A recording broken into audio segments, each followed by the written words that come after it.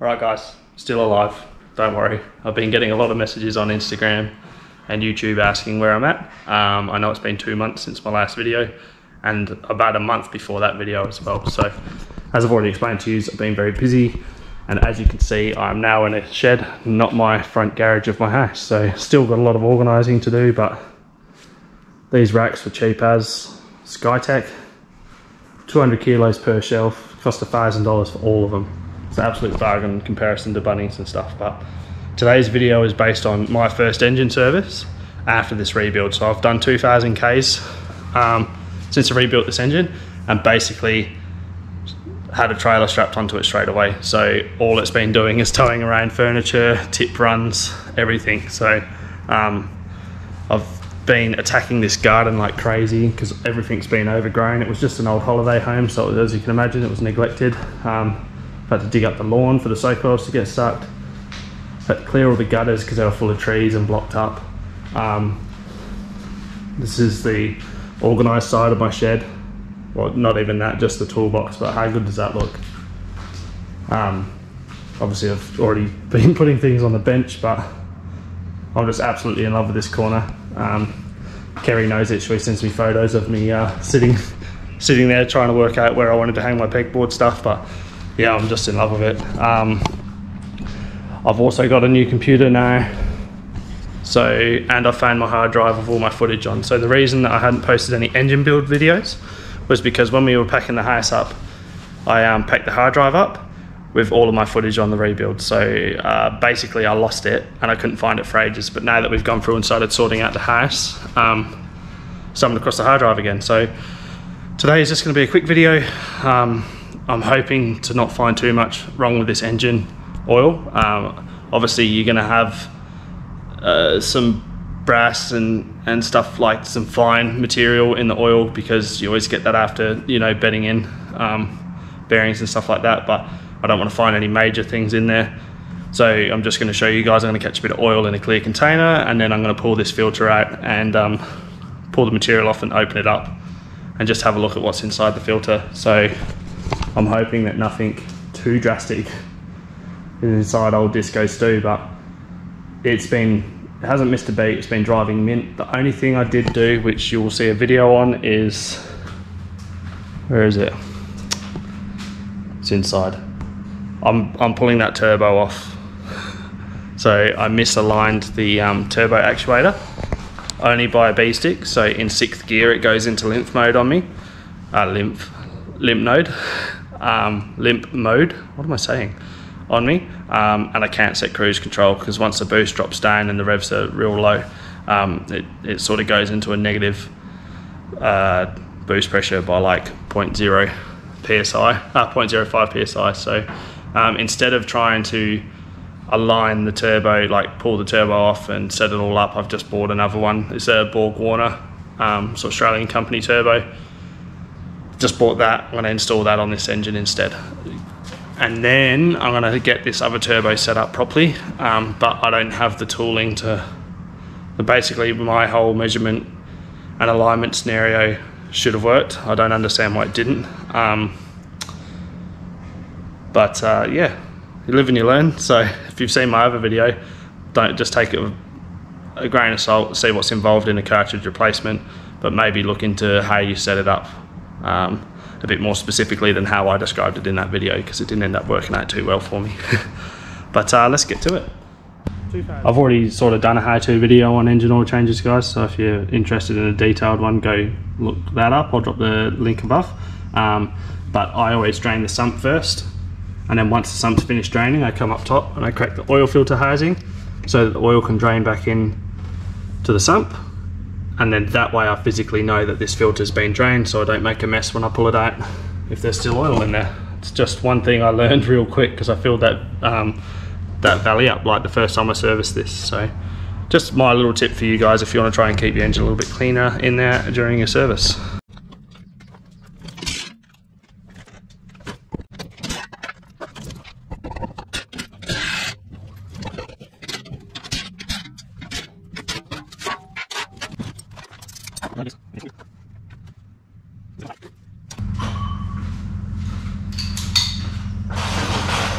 So I have done a couple of jobs in here already. I've done a Kia Sportage brake rotors and spark plug service, rocker cover, all that crap. Done a Brina, brake fluid flush service and all that stuff. And then this is the first time I brought the disco in the shed though, so it's quite ironic. So I'm going to start really focusing on working from home a bit on my brakes. I'm going to start keeping a stock of Land Rover parts here as well, guys. So if you live closer to Rockingham, Mandurah Way, rather than having to drive up to Canning Vale or something like that, I'm just going to start off small, and I obviously don't have those parts yet, but I'm going to dedicate one of these shelves to, I'm going to start off simple with service kits. So I'm going to buy generic service kits for the 2.7s, the 3 litres, the V8 petrols and the V6 petrols as well, and just want to see how that goes, because I'm just going to buy, I don't know, probably 20 kits or whatever, and if they move, they move. If they don't move, I won't bother buying more parts, but if they move quickly, then I'll start getting more stock in, CV shafts, all that stuff. So if that's something that interests you, and you're local to South Perth in Western Australia, then drop a comment below, and if I get a bit more feedback from people that live locally that will want to come get parts through me, then I'll start keeping a bigger stock straight away. So when I talk about generic service kits, I mean new sump plug, fuel filter, oil filter, cabin filter and air filter. Haven't quite worked out the price yet because I don't know how much it's going to cost me to get them shipped over here when I buy in bulk. But yeah, they won't be too expensive, and it'll be quick and easy for you guys to just come down and grab what you need. So I'll let you know. Oil filter stopped draining now, and I'm just going to pull this out, set it up on some paper towel and rags, and we'll have a look at this filter. All right.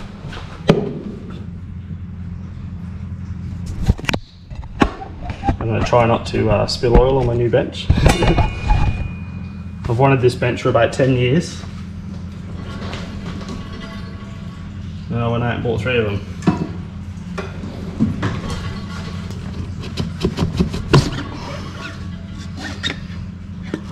So, the way I like to check oil filters is you just cut. You can just open it out if you want to.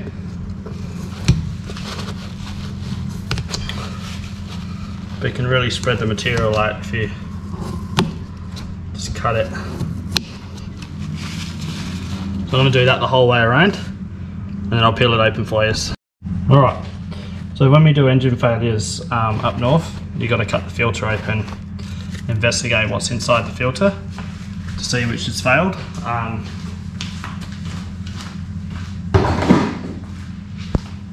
not really seeing much right now, which is really good to see. So once you've cut around, all you do, you don't have to use the whole piece, but you grab like a section and you just open it out. And what I'm looking for in this is little gold looking specks or any sort of metal. There's a couple of little bits here, but that's off of my side cutters because they were still there. But I mean, I don't see anything in this, and that makes me so happy.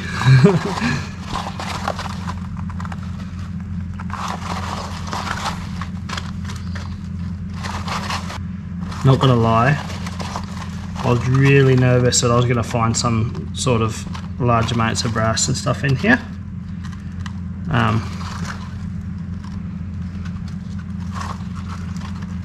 But I haven't. What's that? That's 3 bond. I thought it was metal, but it's not. It's 3 bond. I am finding a few little bits of 3 bond here, so that's probably, I've gone a bit too heavy on that. And there's a couple of little fine shards, very fine ones. That's 3 bond. So all in all, that's 3 bond as well. All in all, I'm pretty happy with that, guys. If, let's say, there was a heap of brass and copper in there, there's chances that I may have not done my main bearings and stuff right, but looks good. And I can tell you honestly, I've flogged the shit out of this car since it's been rebuilt, and it is definitely bedded in.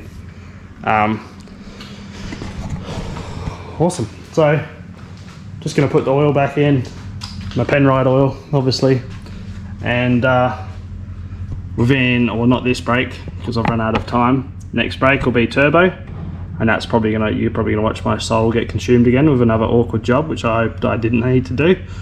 For those of you that didn't have a look at me catch can video, make sure you check that out.